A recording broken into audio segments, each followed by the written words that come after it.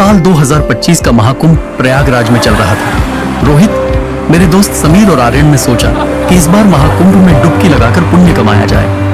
हम तीनों ने अपनी कार उठाई और मुंबई से प्रयागराज के लिए निकल पड़े। हमें अंदाजा नहीं था कि यह सफर हमें जीवन भर न भूलने वाला अनुभव देने वाला था। रात के करीब 11 बज रहे थे। हम लोग एक सुनसान हाईवे से गुजर रहे थे। समीर गाड़ी चला रहा था, मैं उसके बगल में बैठा था और आर्यन पीछे सीट पर सुस्ता रहा था। गूगल मैप्स ने हमें एक शॉर्टकट दिखाया जो एक सुनसान जंगल के बीच से होकर जाता था। यार, ये रास्ता मुझे सही नहीं लग रहा है, मैंने संदेहपूर्वक पूछा। अरे बस 30 किलोमीटर छोटा रास्ता है, टाइम बच जाएगा, समीर ने कहा और कार उस अंधेरे रास्ते में मोड़ दी। रास्ता बिल्कुल सुनसान था, चारों ओर घना जंगल और बीच बीच में हल्की हल्की धुंध थी। कार की हेडलाइट्स के अलावा कोई रोशनी नहीं थी। तभी हमें सड़क किनारे एक सफेद साड़ी पहने औरत दिखी।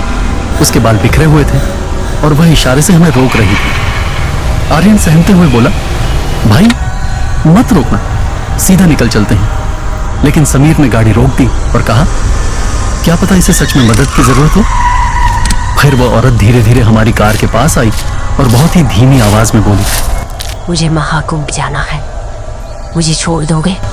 उसकी आवाज सुनते ही मेरे रोंगटे खड़े हो गए। न जाने क्यों उसकी मौजूदगी से अजीब सी ठंडक महसूस हो रही थी। मैंने समीर को इशारे से चलने को कहा, लेकिन उसने दरवाजा खोल दिया और कहा, बैठ जाइए।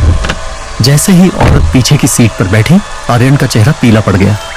उसने मेरी बांह पकड़ ली और धीरे से बोला, भाई इसके पैर देख।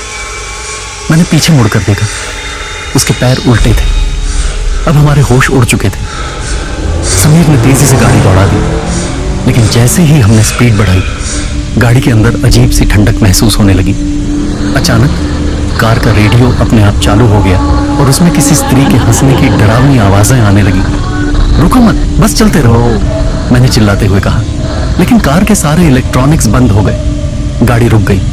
पीछे सीट से एक धीमी पर खौफनाक आवाज आई, महाकुंभ जाने दो मुझे। हम तीनों डर के मारे कार से कूद पड़े और अंधेरे जंगल में भागने लगे। पीछे से हंसी की गूंज हमारे कानों में पड़ रही थी। भागते भागते हमें दूर रोशनी दिखी। वहां कुछ साधु ध्यान लगाए बैठे थे। हम घबराए हुए उनके पास पहुंचे और पूरी बात बताई। एक बुजुर्ग साधु ने आंखें बंद कर कहा, तुम लोगों ने उस आत्मा को अपने वाहन में बैठा लिया।